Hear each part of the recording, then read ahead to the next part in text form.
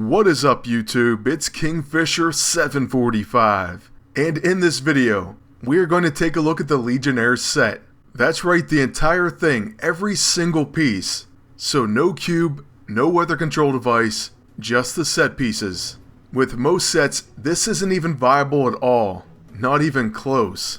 So let's see if this one can still work, and win in PvP. For the first part of the set, it's the Legion Transponder. And this is an AoE attack that exploits radiation, and also, with another set piece, it's going to reduce the cooldown and gain exploit attrition plus finest hour. For set piece number 2, we have the Legion Disruption Blade. Not bad, but it's going to be the piece that we use the least. Next up, there's the Legion Pulse Rifle. It's another AoE attack, but this one causes radiation exposure. Plus, it is capable of a preemptive counter. And finally, we have the Legion Particle Accelerator. This causes crackle and ionized, and it will counter targets with radiation exposure. All in all, the set pieces really aren't that bad, but the main reason to equip them all is to reduce the cooldown of the Legion Transponder. That's going to fully reduce its cooldown and allow for some very early game impressive attacks. Since it has finest hour and exploit radiation, two incredible teammates are of course Heimdall and Iron Patriot. Heimdall loads you up with those finest hour buffs right off the bat, plus he can halt the enemy's attacks. And Iron Patriot can unleash a 21 gun salute, adding a ton of radiation exposure to the entire enemy team. Believe it or not, just like that, the enemy team is ready for demolition. First we have to sit through 2 enemy attacks, but then I'll show you exactly what I mean. Also, I do have to say there are plenty of different heroes that you can use with this set. You're not only limited to Iron Patriot and Heimdall. Finest hour buffs are common throughout Marvel Avengers Alliance.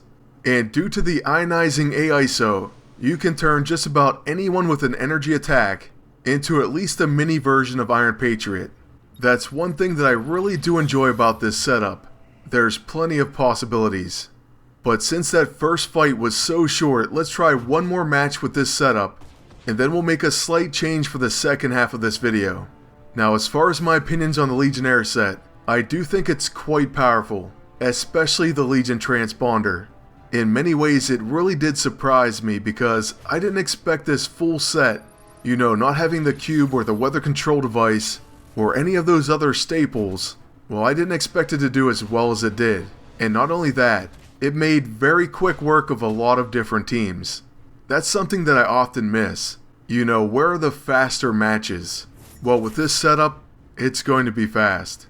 So my honest advice is if you can build or collect this set, then do your best. I already did a video on the 64 gold piece and how it makes you an honorary Age of Ultron Avenger. So like I said in that video, try to build it, and if all else fails, then you could buy it.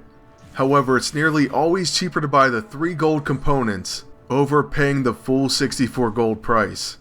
But in all seriousness, I do recommend that you try to get this set. At least put in a solid effort, because at the very least, it is a lot of fun, and you're going to see throughout this video that it's also quite powerful.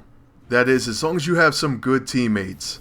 For the most part, you'll probably want to focus on finest hour, and that is because one drawback, the worthy's immune to radiation, so just keep that one in mind. Now for the second part of this video, we're bringing in Cable with Heimdall. And that's because Cable can place the ionizing AISO on his body slide, so that's an AoE attack with radiation exposure. Then on top of that, more importantly, he has temporal shift. Because of that temporal shift, he can give someone an extra turn, whether that be my agent or Heimdall.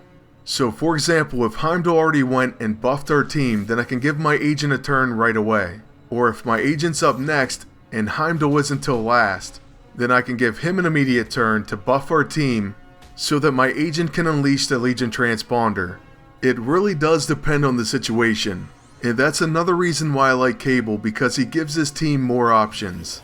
Then speaking of options, just to give a few other heroes that can grant rising up to all allies, which of course means those finest hour buffs. We have Falcon, who's going to give you survival training, Star-Lord, and Angel, just to name a few. Oh, and by the way, one of the greatest characters there is, Iron Fist, with his AISO can also grant rising up to your entire team. Plus he's going to prevent debuffs. So once again, there's those amazing options I've been talking about. And well, we did mess up in this one because we granted those enemy tacticians an extra turn. Now we have to hope we make it to our agent. Luckily, Heimdall saves the day with the Holt and he interrupts the agent's attack. So with our next turn we'll use the Legion transponder, and that destroys the enemy team. Only the agent survives.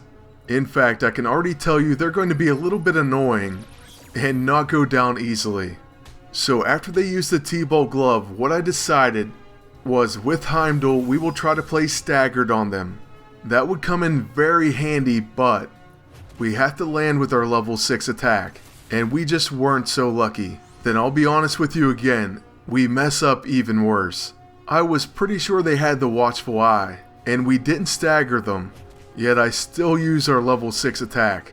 That's a bad move. But you know what, my agent's up next, and our transponder is ready to go. So we'll use that one more time, and this time, we're going to finish this match. So, because of the very fast nature of all of these battles, we're going to do one more. It looks like for this one we're going to be facing a 21k Horseman of Pestilence, Gamora, and Infiltrator Agent team, and he definitely has the GG prototype. I decided for this one I would begin with the Legion Pulse Rifle and get some radiation exposure going. Then the enemy agent uses the Ablative Helmet, and I thought, oh boy, here we go. Next, the GG prototype, then the insignia. Of course, after this he's not done yet. He's going to use the GG prototype once again.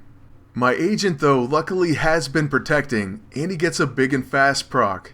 So with that extra turn we're going to use the pulse rifle once again. So what this means is we've saved the transponder and Heimdall's next. So after using Vigilance, he'll use his Gallarhorn and buff our team. Just remember Cable and his temporal shift. Then when the Horseman goes to attack, we do get a preemptive counter. And Heimdall, he's going to hold him from hitting us. I know, this is a pretty sweet team so far, and it's working out perfectly. In fact, at this point we're going to use temporal shift and give our agent an extra turn. Then I figured, why not add some radiation exposure by using our AoE body slide. I know we gave Beast an extra turn, but I really don't think it's going to matter. Just watch this first attack from the Legion transponder. Now I have to say, that's a solid hit. And by the way, crit because we placed the Manifesting AISO on his temporal shift. That means when we get an extra turn, we also get Epiphany.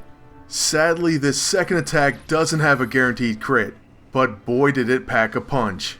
We obliterated the enemy team with that attack, and I think that's the perfect way to end this one. So I want to thank you all for watching, and ask you to please like, comment, and subscribe. Then until next time, good luck, and take care.